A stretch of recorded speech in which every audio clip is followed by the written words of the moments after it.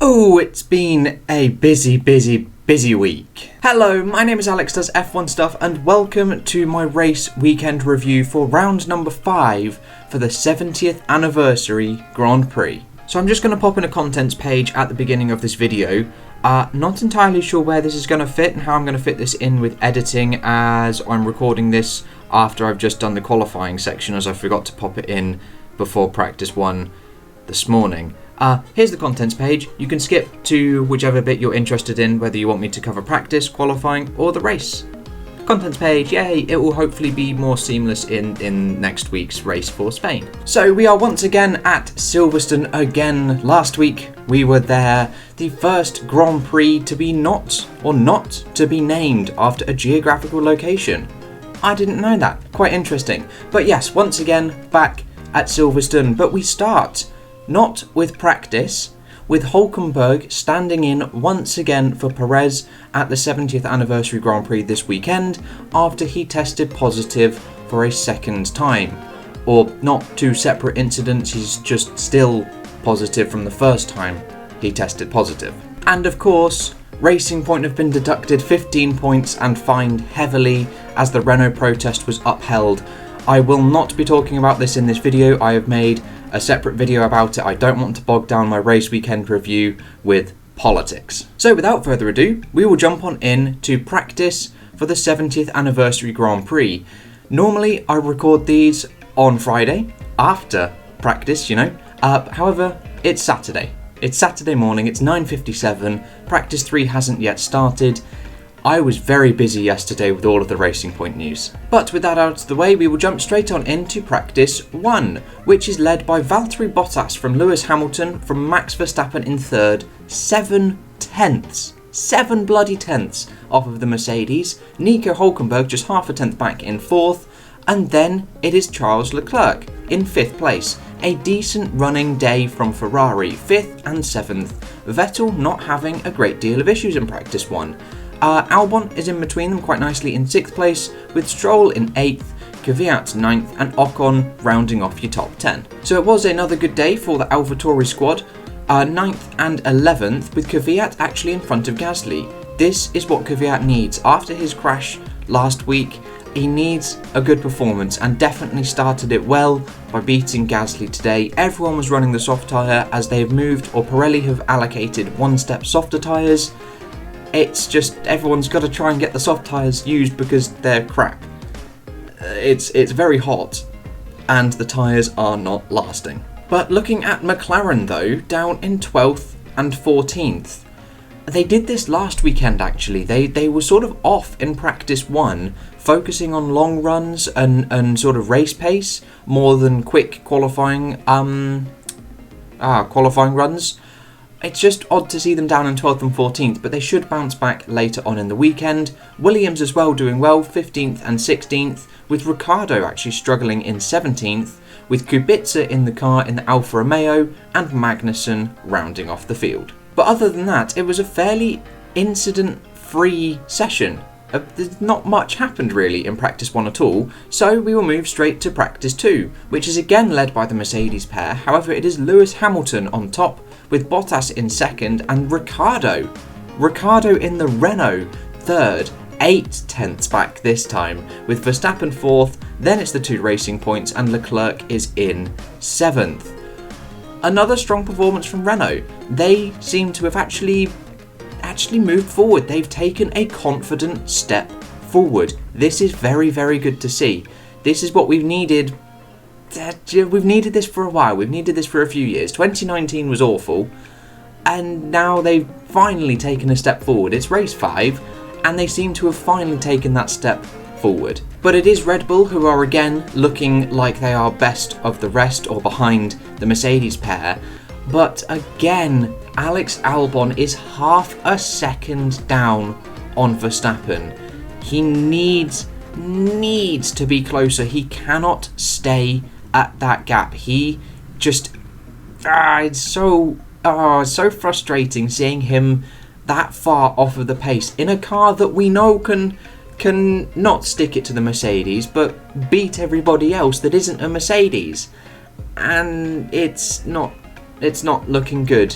annoyingly for Alex Albon. But it is McLaren who have actually stepped up their game, 8th and 9th behind Leclerc, who had an incredibly strong practice 2 session as well for Ferrari, behind the 2 racing points.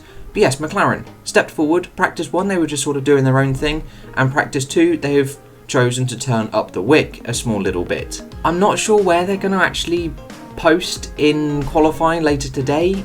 It's going to be hard to tell, because if that is going to be the top 10, I don't think they're going to be able to get much further up the field than that, to be honest. But there was an incident. There was an incident in practice 2. Sebastian Vettel's engine went bang, and bang in a big way. I watched the onboard footage of it, and he was just casually driving, and then you just heard the bang that came from it, and his engine is leaking oil everywhere. He was looking underneath the car and trying to smell what exactly it was. It didn't actually cost him any time, it was near the end of the session, but he was down in P14 at the end of the session, so I'm not quite sure if there were any other issues for Vettel other than that. Whether he was still struggling with the performance of the car or not, I'm not 100% sure. And to Alfa Romeo, they're still last, aren't they? They're just still a little bit slow. Russell is seeming to be confidently quicker than the Alfa Romeos and also the Haas, so I expect Russell to get through into Q2 once again. But Alfa Romeo, it's a bit sad. I say this every review, it's just sad seeing a team like this struggle so much. And that is the end of practice 2. Practice 3 starts in just under an hour's time, and then it's qualifying later in the day. So join me for that part of the review. Well, practice 3 was quite decent, to be fair. A Mercedes 1-2, as always, as to be expected this year, I suppose. But Norris P3 for McLaren, followed by the 2 racing points, then Leclerc, then the 2 Red Bulls, and Ocon and Sainz are your top 10. If that is the grid for this race, honestly, I won't mind that. I will not mind that in the slightest. So Norris was actually leading practice 3 for a short little while until the Mercedes came out on another pair of softs and just sort of blitzed them to shreds. And talking about the racing points, they are looking quite comfortable. 4th and 5th, with Hülkenberg actually besting Stroll so far in each session, which is actually good to see. Last week, it's kind of understandable if he was a bit off the pace. He definitely didn't know he was going to be driving an F1 car, and suddenly he's expected to perform instantly at his teammates' level, whereas now he is, and he's beating Stroll not quite convincingly. It's only 7 thousandths, but leading him in every session so far, not that bad. But Red Bull, are they struggling? I'm not quite sure. Did some soft tyre running, but down in 7th and 8th.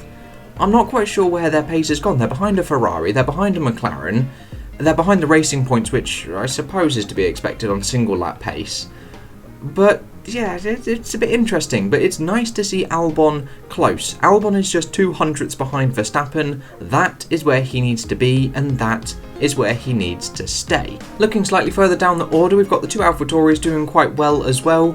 Vettel still having some struggles down in P13, with Ricciardo in P14, but the 2 Williams cars are comfortably in front of the Alfa Romeo. I am really impressed with Williams. They have shown that they have just learnt from 2019, learnt from their shithole of a year from 2019 and bettered themselves, and it has worked very, very well. And actually, for only the second time this year, it is Nicholas Latifi that leads George Russell in any session.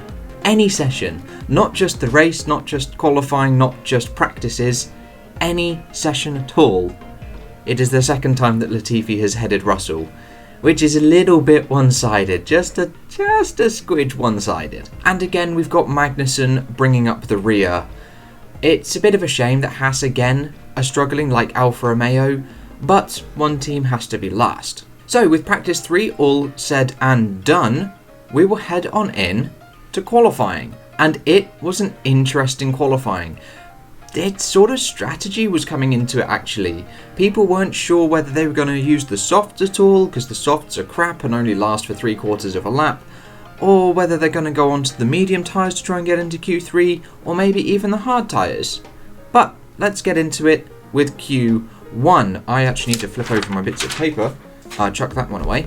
So Q1 is headed by the two Mercedes, with the two Red Bulls following suit. Honestly, no surprises there, but it is Russell who gets out of Q1 for the 4th consecutive time, down in P15, but Alfa Romeo, down in last again. Raikkonen for the 2nd time this year, and the 2nd time in his career, starting last. So disappointing, very, very disappointing. Haas is up next, and I'm surprised. Grosjean is outperforming Magnussen. Magnussen hasn't looked comfortable this weekend, or really last weekend, thinking about it.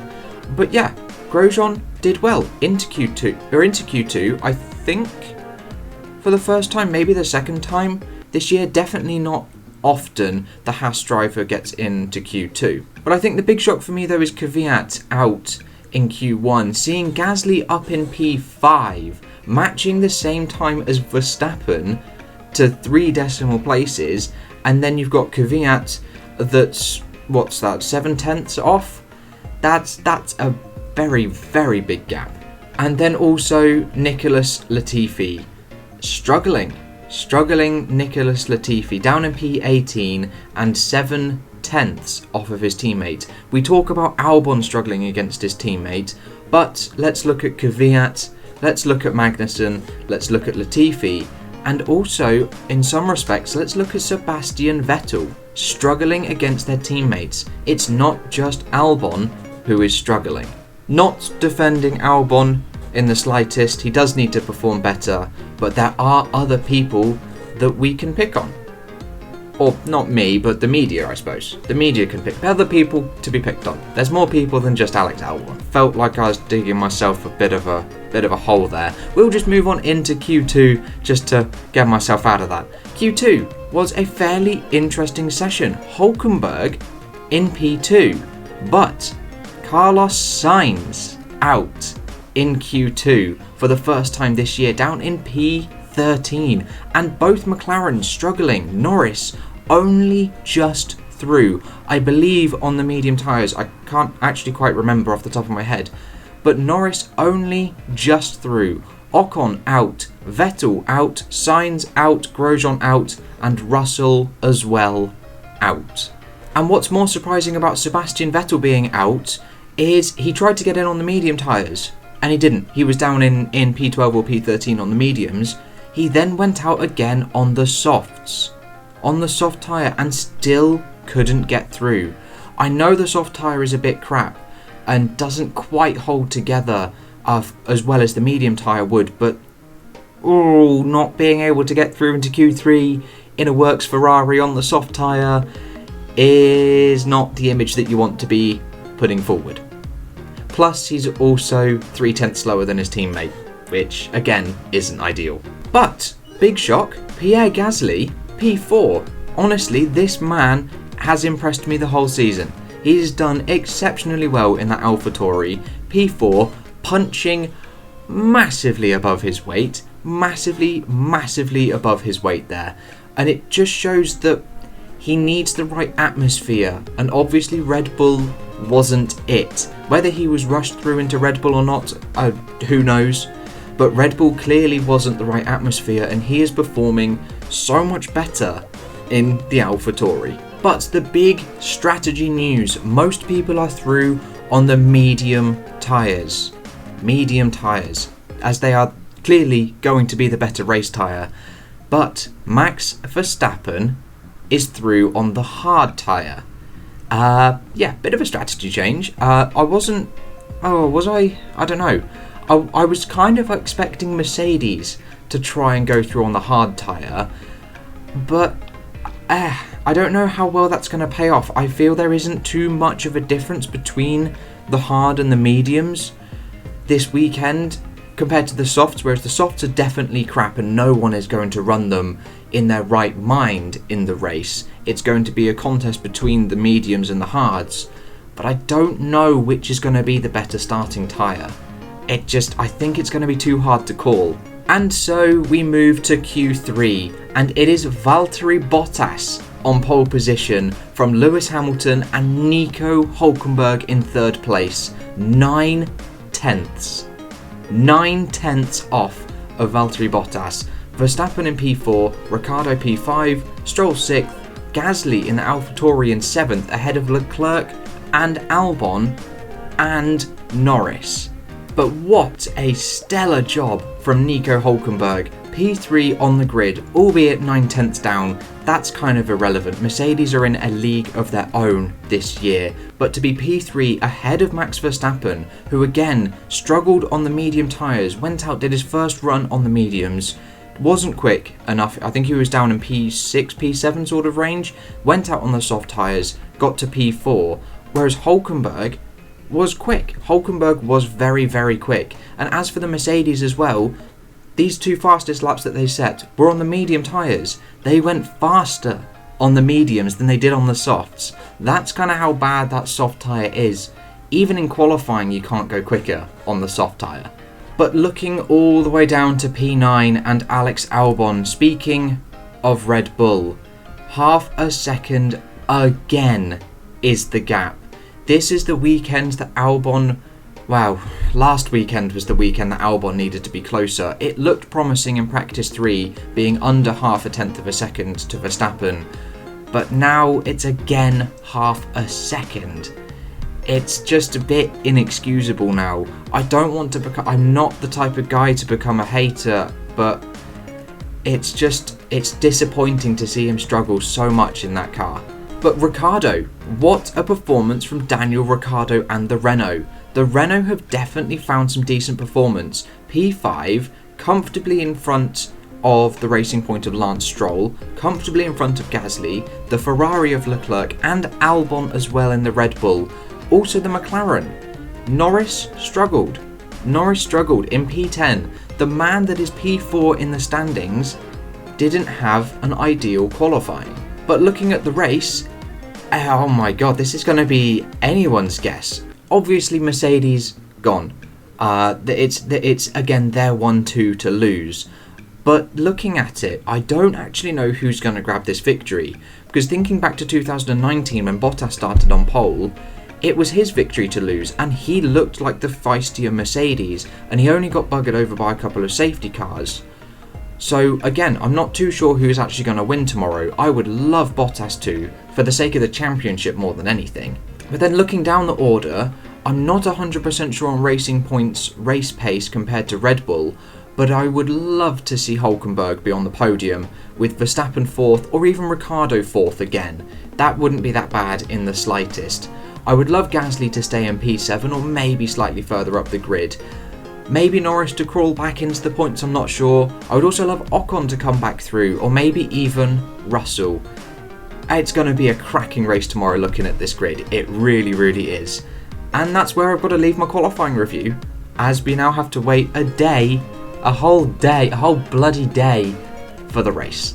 Honestly, 2020 is good. 2020 is a good year for Formula 1, albeit it's late, albeit it's round 5, it's Silverstone, we've got all these double headers and whatnot, but the racing hasn't been that bad. When we had another good race, it was actually interesting and a completely different result to what people were thinking. So let's take a look at said result. It was Max Verstappen who took the victory ahead of the Mercedes, 11 seconds clear of the Mercedes.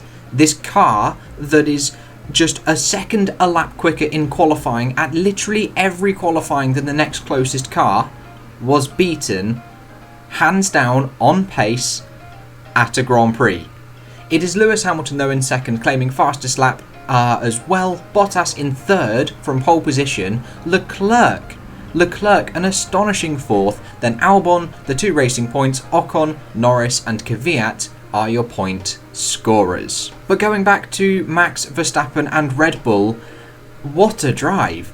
Perfect strategy, a nice 2-stop strategy as well. Hard tyres, medium tyres, then coming in again for, I think it was a second set of medium tyres, but he just had better tyre life than the Mercedes. The Mercedes seemed to just chew through their tyres and didn't have anything left to fight with. And then, on the other half of the garage, yes, Albon is P5, another good result. He is 40 seconds behind though, but he did some stellar overtakes. I think it was 3 overtakes into Copse around the outside. They are ballsy moves. But it's just a shame he started so far back. He started in P9 and came forward to P5. Verstappen started P4 and went to first. Whereas if Albon could have started, if they were 4th and 5th, if Red Bull were 4th and 5th, they'd have got a 1-2. Simple as that. They would have had a 1-2 this Grand Prix, I reckon. And to not see that happen, for Albon to have this slow pace in qualifying, that's the issue he needs to work on. But moving to Mercedes, the all-conquering silver arrow, or black arrow if we want to call it that, they lost. They lost on merit, on pace. Their car wasn't the quickest today. And I feel that's going to please pretty much everybody. This result is going to please literally everybody. The only thing that would have made it better was if Hülkenberg was on the podium and Max Verstappen won. Then I think that would have just sent Twitter and just everybody into raptures. But still, this result, honestly, solid. I liked this. Yeah, to see Mercedes struggle, once in a while, it's quite nice. It's quite refreshing. But I do kind of feel for Bottas, though, starting on pole position and then just slipping back to 3rd, losing out to Lewis Hamilton, losing more points in the championship as well. It's just a bit of a disappointing 2 races, I suppose, for Valtteri Bottas. Ones that he will definitely want to forget going into Spain in a week's time. But Charles Leclerc, P4, once again, he is dragging that dog of a Ferrari into the realms where it cannot go. Very, very reminiscent, in my mind at least, to Fernando Alonso, dragging a dog of a Ferrari into places that it shouldn't be, exactly like he did in 2012. That is kind of the performance that I am picturing in my mind when I look at Charles Leclerc in this Ferrari. When you've got Sebastian Vettel in P12 spinning once again on his own, no contact, no issues. Yes, it was a little bit tight going into turn 1 on the first lap, opening lap, but he still spun and lost control on his own once again. But I think if Leclerc can keep this up, he's honestly looking good to be best of the rest. He's beating Albon. I think he's now in front of Norris as well. He just needs to keep this up, and there's no reason why he shouldn't, and it's all going to be okay. Yes, he's not going to get a win, and he'll get the odd podium here or there, not the season he's after, but for a car that is this Ferrari at the moment, this is as best as he can do, and this is honestly impressive as hell. But to racing points, 6th and 7th, again, a bit disappointing actually. 6th and 7th, ultimately not that bad, best of the rest, unless you discount Ferrari. I'm not entirely sure how best of the rest is working this year, but yeah, I feel that's a bit disappointing. They pitted Nico Hülkenberg late in the race as a precautionary measure. He was complaining about vibrations, as it did seem a bit of a like, why did you do that? Why have you just done that? Why have you ruined his race? Kind of thing. But still, 6th and 7th, not that bad. To be drafted in like he was, plop it on to 3rd in qualifying, you couldn't ask for more. He scored you some points. He's done what he needed to do. I just don't feel that team has the racing instinct and the racing pace at all that they should. Being a looky-likey Mercedes, you'd expect them to at least be a little bit better, maybe competing with the Red Bulls occasionally, but they really haven't shown that. Yes, they've shown that they've got the pace, and they know they've got the pace, but they haven't shown it so much in the race. There are no results to back up the pace of that car. But to a team that is going to be one hell of a sour grape, Renault. Ocon, not bad. Penalised 3 places though for impeding Russell. It's a little bit harsh, as there wasn't really, he couldn't go any further left because there was an Alfa Romeo on his left, but still, penalised 3 places, started P14, finished P8, not that bad. However, Ricciardo, P14, it just wasn't his race, started P5, it was looking like another good race for Renault, and it fell apart. He did have a little spin though. I can't remember who he was going up against, but yes, he did have a wee little spin which kind of buggered his tyres. Maybe an extra pit stop, I'm not 100% sure. It's just, yeah, a bit of a disappointing end to what looked like a decent race, what would have been a decent race looking at their qualifying pace. But to another team that has sort of, I don't know, not performed as much as they could, it's McLaren. It's like their qualifying result, really. It's basically where they qualified. 9th and 13th. I think Norris qualified 10th or something, like maybe yeah, I think it was 10th. It's tricky. It's basically their qualifying performance. Average, I've just written average. Nothing special. Yeah, I don't know. I don't know what to say about that. Whether the tyres just didn't work, whether neither driver was happy. I was surprised that they were 9th and 13th. They couldn't work forwards. They didn't move forwards. They just stayed put. I was very surprised. And yeah, I don't know what the issue is or where the issue lies with McLaren in that one. I'll have to read their race report whenever it comes out. And again, a team I think will be a bit disappointed. AlphaTauri starting P7 with Pierre Gasly after an incredible qualifying. But Kvyat, though, he's going to be happy. He's going to be very happy. Doubled his current point tally by adding an extra 1 to it. Outperforming, Pierre Gasly, which is exactly what he needed to do after crashing out last weekend and also being a little bit behind in qualifyings. It was a good day for one half of the garage and a little bit of a bad day for the other. I feel like I said before, I've said this a lot actually, AlphaTauri are just that iffy team that when they get it right, they're going to be 7th and 8th or maybe 6th and 7th. If they get it wrong, they're both going to be out of the points. And there's going to be no consistency. It's going to be all uppy, downy. But to a team that definitely will be happy, Alfa Romeo.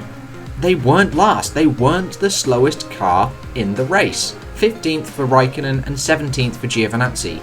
Again, not the race they were after. I think there was a quote from Giovinazzi saying that they tried with the strategy, but it just didn't quite work out. I think having these softer, one-step softer compounds have really actually buggered with some of the team's performances, especially Mercedes, and then also Alfa Romeo if they tried something different and it just didn't quite work out for them. But to see them not last, and not last by a long way, is an improvement, 100%. And penultimately, Haas.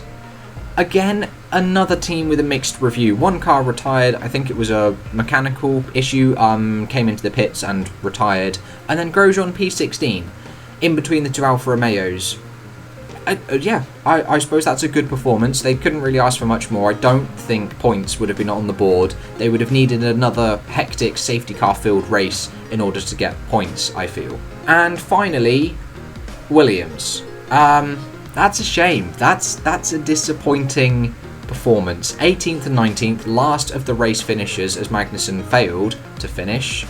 That's disappointing. I think that's going to hurt them a lot.